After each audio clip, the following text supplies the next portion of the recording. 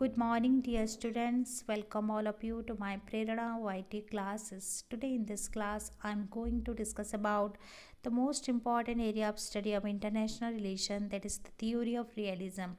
Students earlier एक video हम लोग पा चुके हैं थ्योरी ऑफ रियलिज्म की बेसिक फाउंडेशन के बारे में, जहां हम लोग डिस्कशन किए।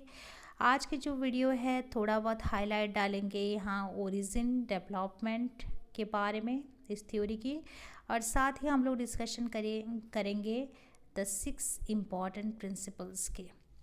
तो without lapsing our time, let us move towards the present structure of the study now, which has been vested to analyze the ground of political realism or the theory of realism, which is popularly known as realist theory of international relation. तो students पहले हम लोग देखते लेते हैं origin of realism. Origin of realism. It emerged as a great challenge to utopian idealism. Realists criticized idealists on many grounds. They criticized that human beings are rational beings. Idealists believe that they share their set of interests, and they have optimism that through cooperation, war can be prevented. But the outbreak of Second World War in 1939 confirmed for the realists that idealist approach was inadequate. The great debate of realism over idealism it was victorious. So students, origin of realism को हम लोग को जानने से पहले हम थोड़ा देख लेते हैं 2 important theories of international relation, that is the theory of idealism and theory of realism. Theory of idealism क्या है? Theory of idealism एक बहुत ही important theory है international relation की, जो कि बात करता है improving relations of nation states in international relation, bringing about cooperation among themselves. It talks about morality. It talks about cooperation, integration. It talks about also removal of inequality and removal of different kind of socio-economic problems of the world. तो theory of idealism की development हम लोग beginning part of 20th century में देखते हैं ज़रूर, पर जहाँ पर फर्स्ट वर्ल्ड वॉर का ब्रेकआउट होता है, उसके बाद हम ट्रीटीज ऑफ वर्सलाइज देखते हैं, लीग ऑफ नेशंस की फॉर्मेशन देखते हैं, बट लीग ऑफ नेशंस का फेल्योर जब हम लोग देखते हैं उसका रेलिवेंस नहीं रह जाता। और भी आगे जब चलते हैं 1930s एंड 1940s में फर्स्ट वर्ल्ड वॉर की नेगेटिव कंसिक्वेंसेस के वजह से होल वर्ल्ड इकोनॉमिक डिप्रेशन में चला आता है। Starvation, hunger, poverty, unemployment, it became the common problem of that time. Whole world was going on serious economic crisis, and besides that second world war का भी outbreak हो जाता है 1939 में. तो लीग ऑफ नेशंस का complete failure, economic depression of 1930s and outbreak of second world war completely idealist theory की relevance को ख़त्म कर लेता है. और ये कौन मानते हैं? रियलिस्ट थ्योरी के प्रोपाउंडर्स मानते हैं. उनका कहना होता है अगर थ्योरी ऑफ आइडियलिज्म में कुछ बात होता तो इस सब कुछ प्रॉब्लम हम लोग को देखने को नहीं मिलता. पर हम लोग अभी क्या देख रहे हैं? एक pessimistic nature of international relation को देख रहे हैं, जहाँ पर हर एक नेशन स्टेट पावर के पीछे भागता रहता हम लोग को देखने को मिलता है. अपने पावर पोजीशंस को कैसे दूसरों से आगे रखेगा उसके लिए वो सोचता है और उसके लिए वो स्ट्रगल करता रहता है.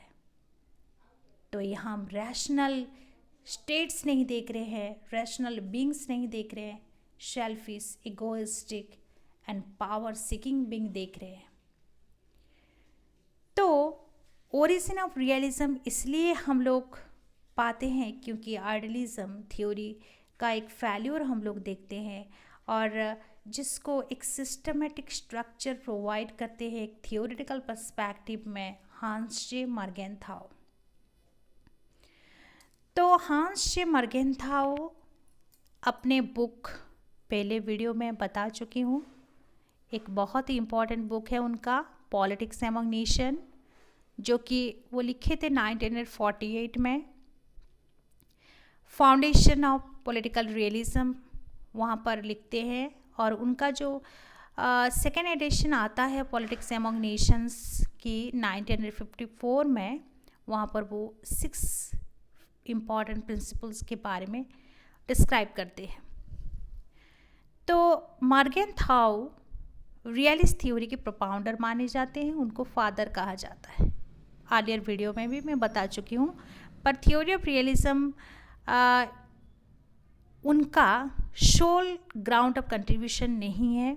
वो फर्स्ट टाइम इस थ्योरी को डेवलप नहीं किए हैं। पहले भी थ्योरी ऑफ रियलिज्म को हम बहुत सारे इंपॉर्टेंट थिंकर्स के आइडियाज़ में हम लोग अब तक देख चुके हैं, जैसे कि थुसिडाइडिस पेलोपोनेशियन वॉर में लिखते हैं, एथेंस एंड स्पार्टा के बीच जो वॉर हुआ था, वहाँ पर पेसिमिस्टिक नेचर कैसे स्प्रेड हुआ था स्पार्टा एंड एथेंस के बीच।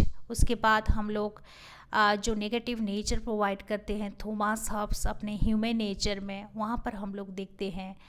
और जहाँ पर war of all against all के कंसेप्ट हम देखने को पाते हैं। उसके बाद मैकियावेली अपने स्टेट्स क्राफ्ट ह्यूमन नेचर में हम लोग एक negative nature of human beings को हम लोग देखते हैं।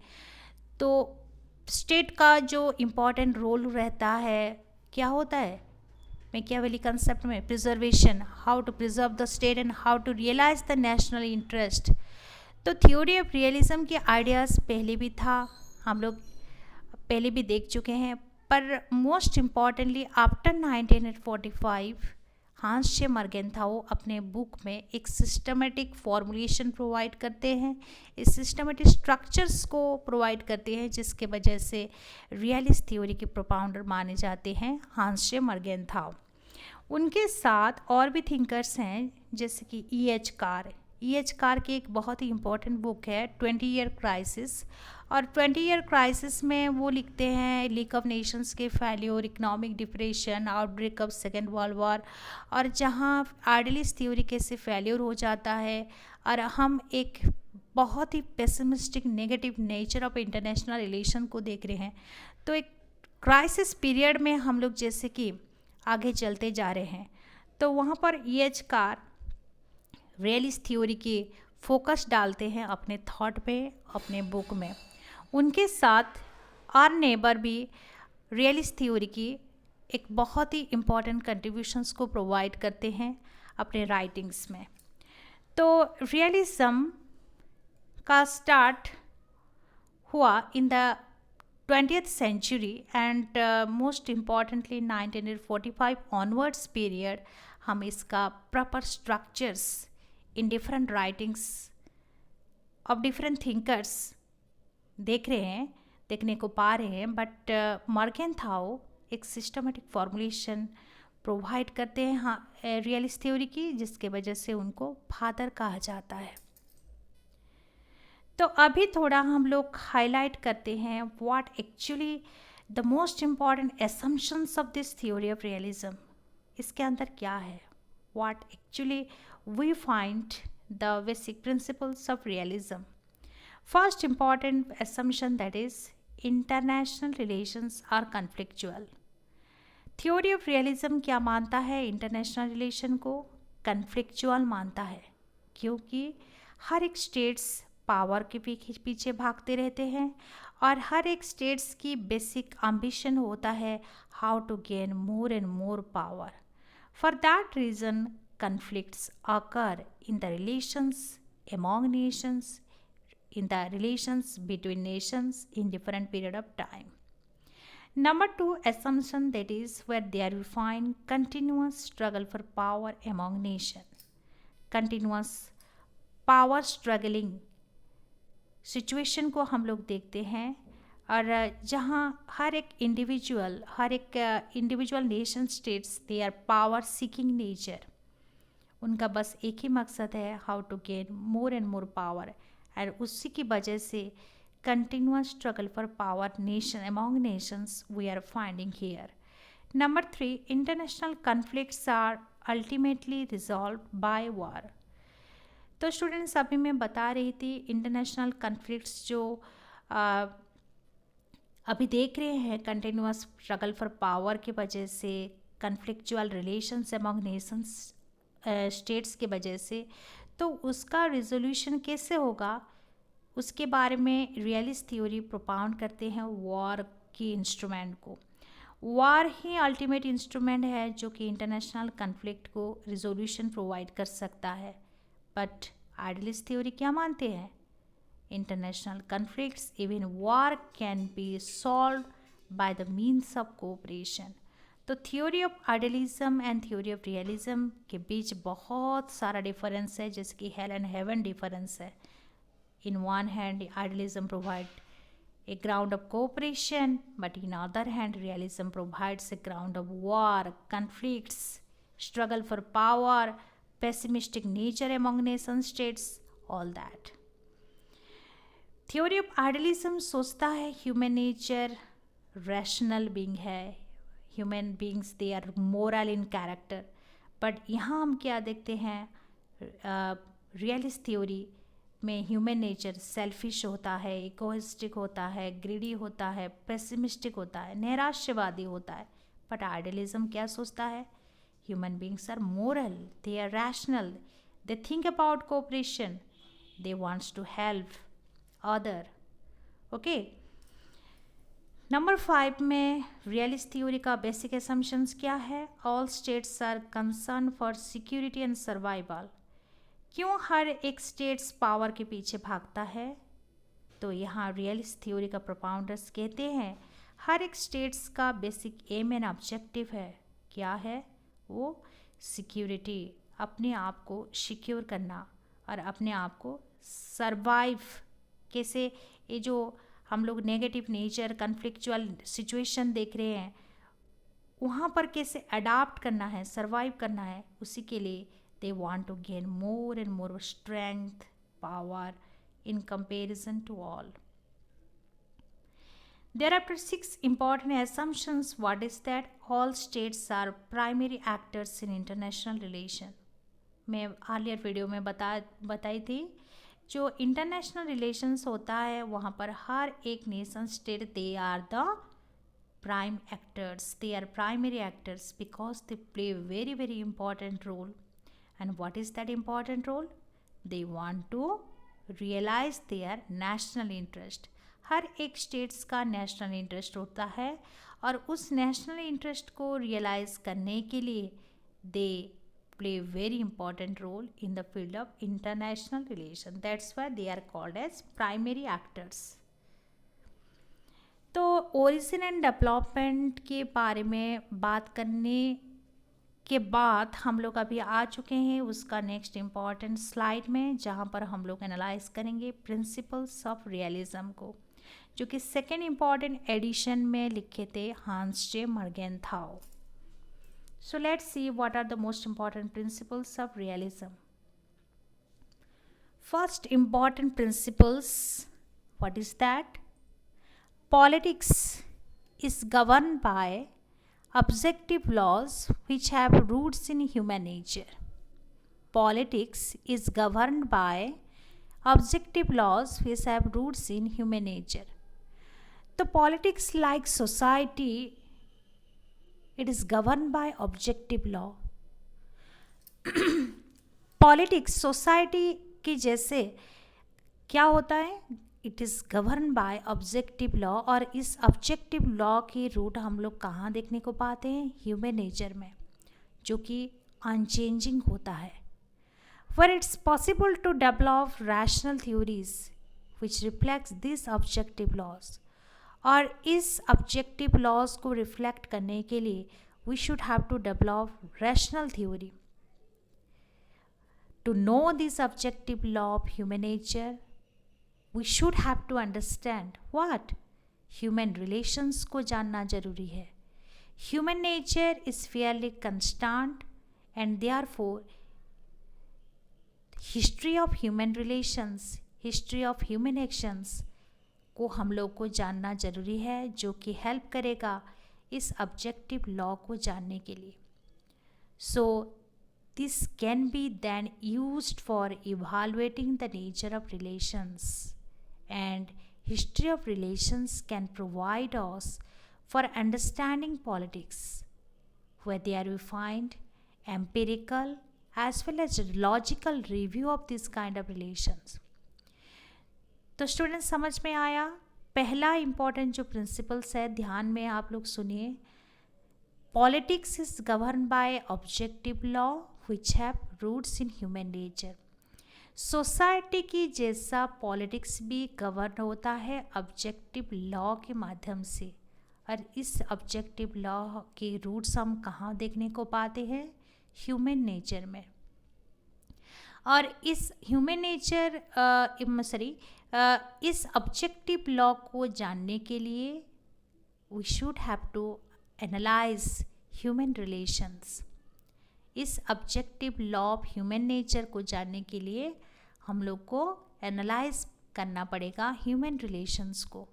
और ह्यूमन रिलेशंस जो कि फेयरली कंस्टेंट है, हम लोग ह्यूमन रिलेशंस की हिस्ट्री, ह्यूमन रिलेशंस की एक्शंस की हिस्ट्री को हम लोग अगर देखते हैं तो वहाँ पर हम लोग को पता चलता है कि ऑब्जेक्टिव लॉज की बेसिक रूट क्या है। तभी जाकर हम लोग इवालुएट कर पाते हैं नेचर ऑफ ह्यूमन रिलेशंस को। और इस हिस्ट्री ऑफ ह्यूमन रिलेशंस हम लोग को प्रोवाइड करता है क्या? Understanding of politics. और जहाँ हम empirical as well as logical fact about human relations earlier के टाइम से हम लोग जानते हैं, और वहाँ हम लोग फॉर्मुलेट कर पाते हैं rational and valid theory of politics. So this is the first important principle of Morgenthau's realism, where he holds that politics is governed by some objective laws which have their roots in human nature. By understanding this objective law, we can better understand the study of international politics. अगर हम लोग इस objective law को जानेंगे तभी जाकर international politics को हम लोग बेटर समझ पाएंगे, बेटर स्टडी कर पाएंगे। तो समझ में आया? Politics is governed by objective law that have roots in human nature. This is the first important principle. और इस objective law को जानने के लिए हम लोग को क्या करना पड़ेगा? We must have to analyze the facts of human relation. Okay? And human relation जो and human actions, it can only help us to know this objective law. And that can only provide the basic understanding of international politics. So to know this objective law, we must have to study what? History of human relation, so that we can able to formulate a rational theory, an empirical theory which will guide us, which will provide a good guidance to understand the action of states in international relation. तो समझ में आया कि नहीं? First important principle क्या है? Politics is govern by objective law which have its roots in its human nature. तो human nature को जानने के लिए हम लोगों को क्या करना चाहिए? We should have to understand this objective law and we can understand and study international politics. For knowing this objective law, we should have to understand human relations, and human relations can only better provide better understanding about international politics. Thereafter, the second important principle, that is national interest defined in terms of national power. So Hans Morgenthau, he said that the master key and core of Morgenthau's realism is its second important principle. And this principle holds that Nation always define and act for securing their national interest by means of power. So this is the most important principle. This is the core and key master principle of realism. जहाँ पर हम लोग क्या देखते हैं, यहाँ पर एक हाईलाइट होता है autonomous character of international politics, जहाँ पर nations states they always try to secure the goals of their interest, which are always defined in terms of power. तो यहाँ आप सब इम्पॉर्टेंट प्रिंसिपल्स को भी देखते हैं, जैसे कि national interest is always secured by the use of national power, जहाँ पर हर एक nation the conceptualises its national interest in terms of power and thereafter then acts to secure this by means of power. तो हर एक nation states they want to realize their national interest in terms of power, और उसके बाद they act to secure this by means of power. उसके साथ हम लोग क्या देखते हैं, नंबर 2 कंसेप्ट में little concern with motives and ideological preferences, जहाँ पर पॉलिटिकल रियलिज्म अवॉइड्स करता है 2 इम्पॉर्टेंट थिंग्स को, the concern with motives and number 2 the concern with ideological preferences. तो पॉलिटिकल रियलिज्म ये 2 इम्पॉर्टेंट चीज़ को अवॉइड करता है. First one, that is the concern with or little concern with motives. Political realism doesn't give much weightage to the motives of statesmen. Statesmen के motives को weightage नहीं देता है. It seeks to judge their actions on the basis of actual performance to secure the goal of national interest. तो realist theory motives of statesman को weightage नहीं देता है, रैदर जज करता है उनका एक्शंस को उनके परफॉर्मेंस, एक्चुअल परफॉर्मेंस के बेसिस में, जहाँ पर वो कैसे अपना नेशनल इंटरेस्ट के गोल को सिक्योर करते हैं. Okay, thereafter number 2 little concern with ideology.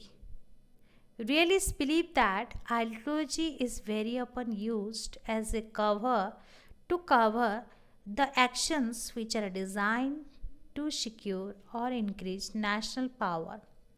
तो रियलिस्ट के हिसाब से आइडियोलॉजी एक कवर है जो कि एक स्टेट्स की एक्शंस को कवर करता है. ओके, एंड कवर करके उसका नेशनल पावर को सिक्योर करने में मदद करता है. और जहाँ दिस आइडियोलॉजिकल प्रेफरेंसेस के ऊपर जो फेथ है स्टेट्समैन की, ये बेसिस प्रोवाइड करता है for judging the actions of the state is bound to be misleading. तो a faith in the ideological preferences of the statesman एक बेसिस के हिसाब से उनका जो एक्शंस ऑफ द स्टेट को जज करता है is bound to be misleading. हम एक स्टेट्स की आइडियोलॉजिकल प्रेफरेंसेस को देख के हम लोग एक स्टेट के एक्शन को हम लोग डिटरमाइन नहीं कर सकते हैं हर वक्त, क्योंकि आइडियोलॉजी एक कवर है जो कि एक स्टेट की एक्शंस को कवर डाउन करता है और उसको मदद करता है कि उनका नेशनल पावर को कैसे वो सिक्योर करेगा और नेशनल इंटरेस्ट को वो कैसे रियलाइज़ करेगा. तो एक कवरिंग है. So that's why realist theory के propounders they are little concern with ideology. They don't believe in ideology too much. Thereafter national interest and national power as determinants of foreign policy. No doubt, personality of statesmen, their ideas have great impact or some impact on the nature of foreign policy. Yet, the main of the foreign policy of a nation is always based on the considerations of national interest conceived in terms of power. Theory of realism क्या सोचता है? एक state की basic goal क्या है? National interest को realise करना है इन टर्म्स ऑफ नेशनल पावर। तो ये इस थ्योरी में हम लोग आइडियोलॉजी की लिटिल कंसर्न को देखते हैं, लिटिल कंसर्न विद मोटिव्स को देखते हैं। इवन पर्सनालिटी ऑफ स्टेट्समैन की भी बहुत हम लोग वेरी फ्यू इम्पैक्ट को देखने को पाते हैं। Personality of the statesman definitely it's also very important in the foreign policy of state, but foreign policy जहाँ की एक स्टेट की नेशनल इंटरेस्ट को कैरी आउट करने के लिए, रियलाइज करने के लिए एक स्ट्रक्चर है, वहाँ पर स्टेट्समैन की पर्सनालिटी ज़्यादा इम्पॉर्टेंट नहीं है इनके हिसाब से, रेदर इम्पॉर्टेंट है national interest and national power. So foreign policy की डिटर्मिनेंट्स पर्सनालिटी ऑफ स्टेट्समैन नहीं है, national interest and national power है। द थर्ड इम्पॉर्टेंट प्रिंसिपल्स को यहाँ हम देखेंगे, जो कि interest is always dynamic. The idea of national interest is presence of politics and is unaffected by circumstances of time and place. However, the content of national interest is always changing in nature and scope in accordance with environment. Politics में national interest की जो essence है, national interest की जो idea है, हर वक्त unaffected bye circumstances of time and place. पर जहाँ पर नेशनल इंटरेस्ट की जो कंटेंट एरिया है ये बट चेंजिंग होता है। क्यों चेंजिंग होता है? In accordance with environment, in accordance with time, situation, demands of the country, situation of the country, nature, content of national interest change होता है in accordance with this kind of changing environment. समझ में आया? Idea of national interest जो politics के essence में जो है वो अनअफेक्टेड रहता है circumstances of time and place के साथ, पर कंटेंट ऑफ नेशनल इंटरेस्ट वो चेंज होता रहता है, क्योंकि हम लोग एक चेंजिंग पीरियड में हम लोग चलते रहते हैं। और जब भी कोई चेंजिंग सिचुएशन कुछ भी डिमांड करता है तो उसी के हिसाब से एक स्टेट की नेशनल इंटरेस्ट की जो कंटेंट एरिया है वहाँ पर चेंजिंग होना डेफिनेटली इनएविटेबल होता है।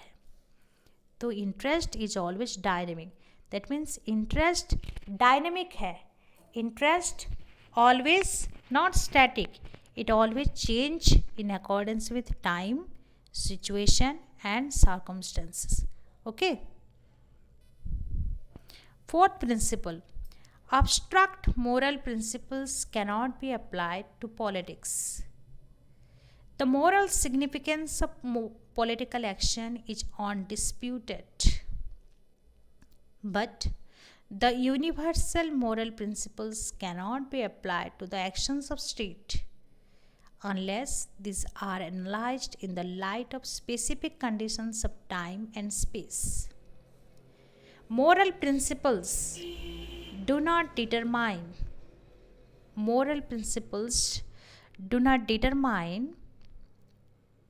policies and actions of states.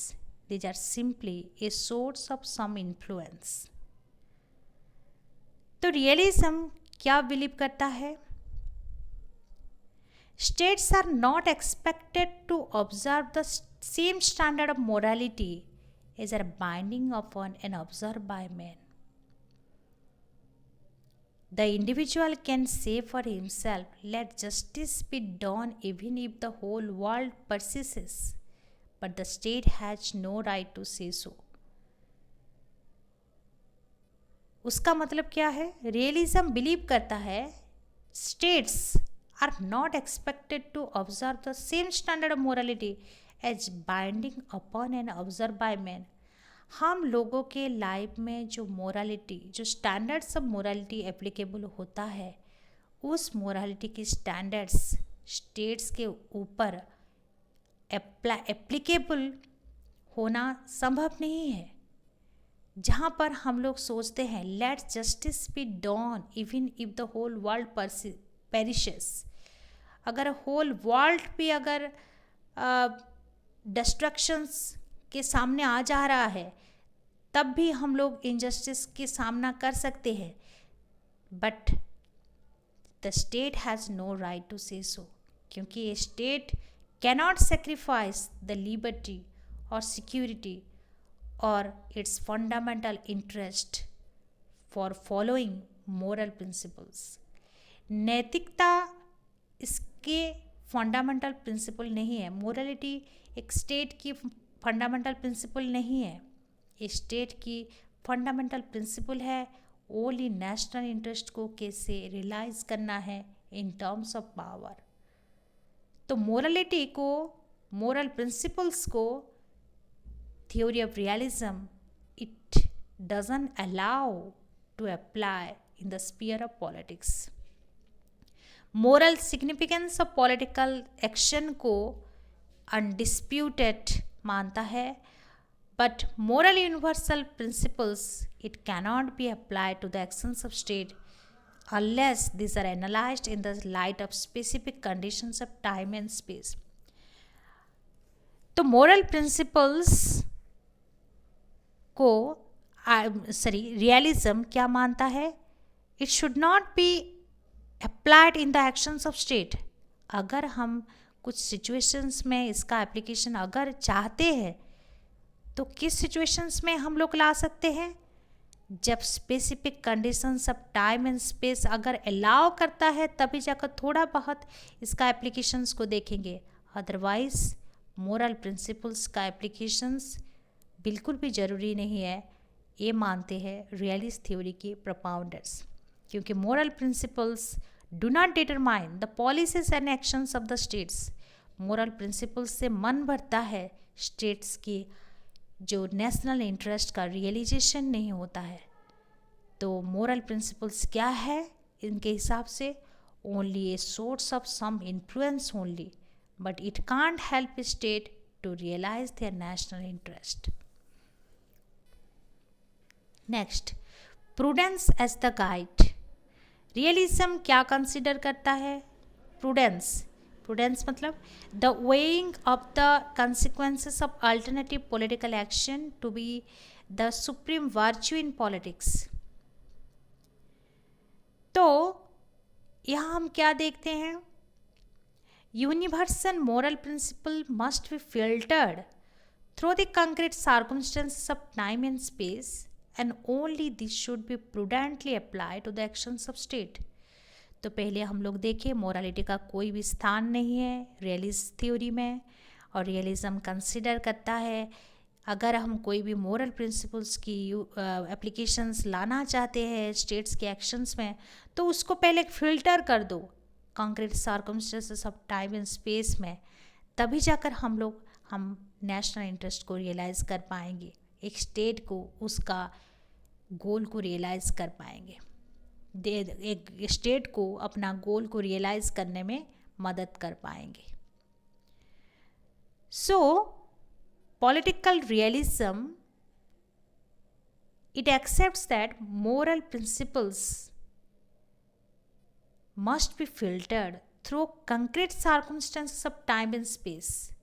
That means it is not totally devoid of morality.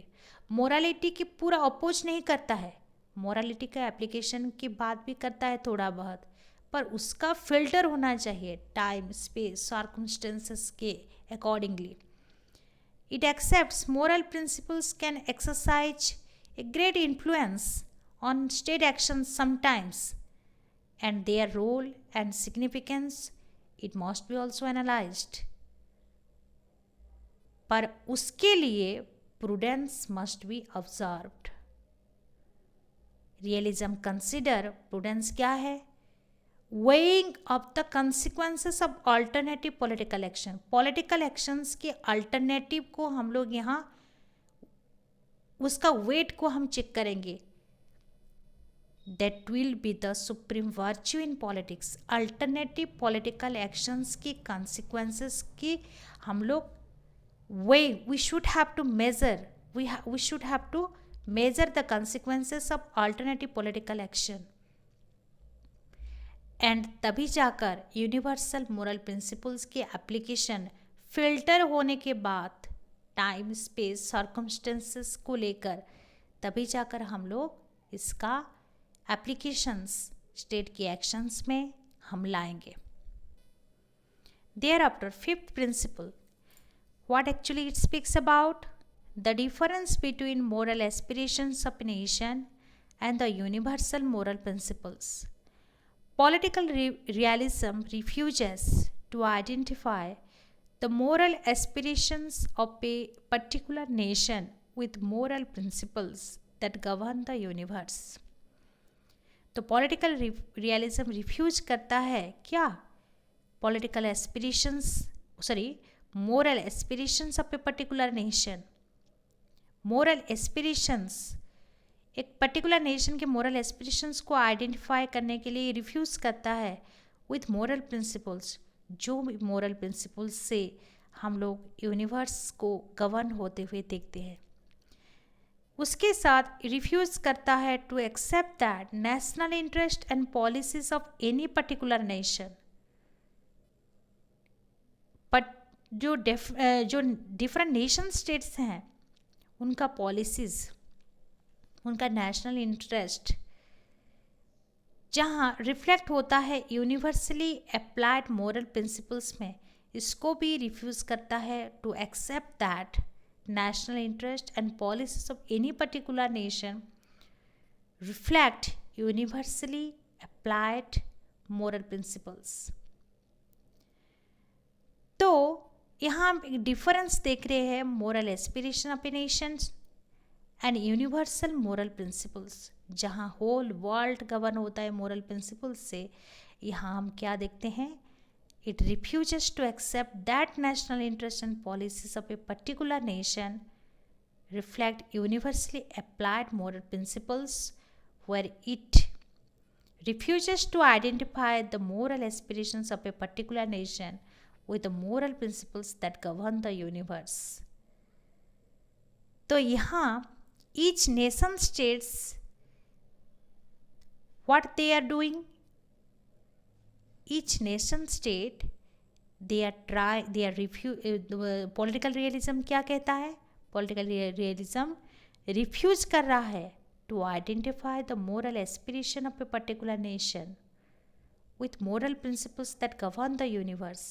और उसके साथ ही रिफ्यूज़ कर रहा है to accept that the national interest and policies of any particular nation that reflect universally applied moral principles.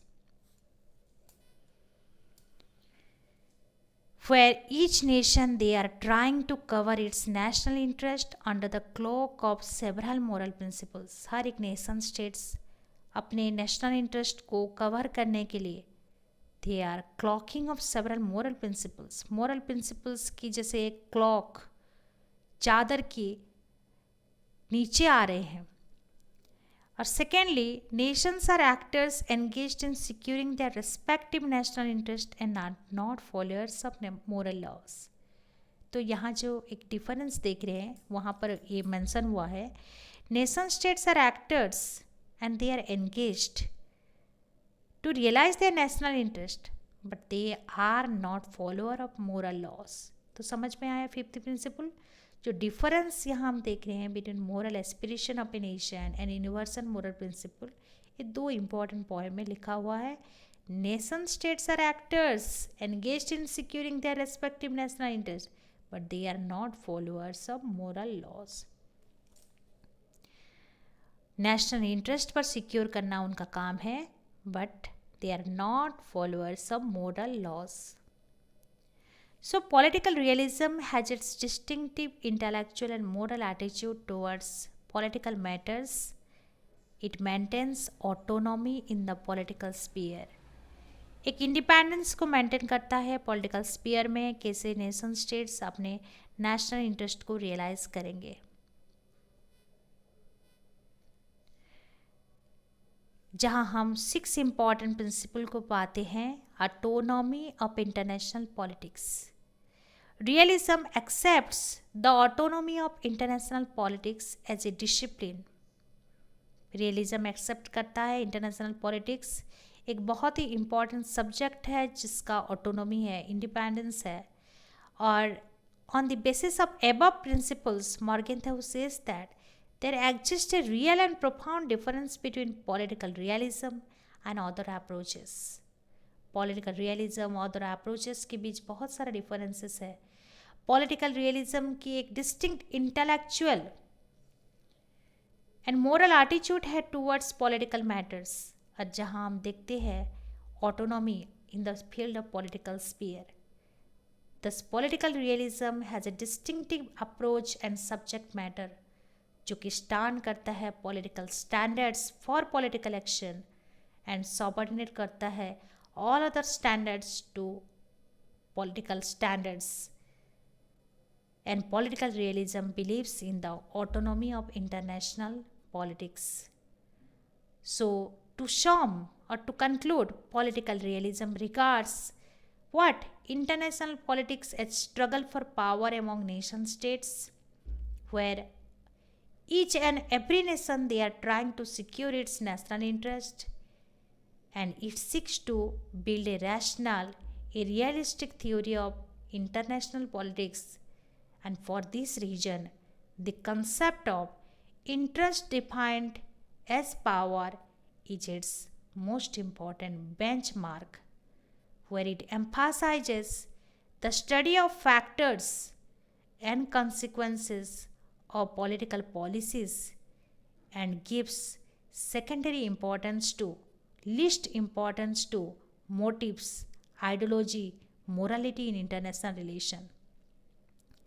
Realism, it refuses to use moral universal principle to judge the state action, and it advocates dependence on prudence to analyze the policies and facts of international politics.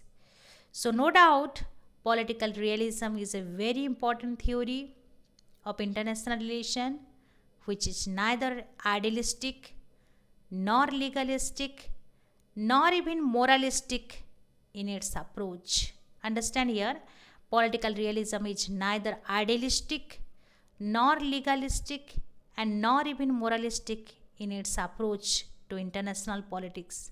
It is only concerned with national interest defined in terms of power as its sole concern.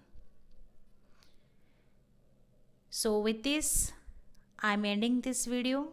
If you like this video, please provide your likes, comments towards this. If you have any kind of doubts in any aspect of our study, please provide your comments in the comment box so that I will provide a good solution towards this. So see you in next class. Till then, have a nice day. Goodbye.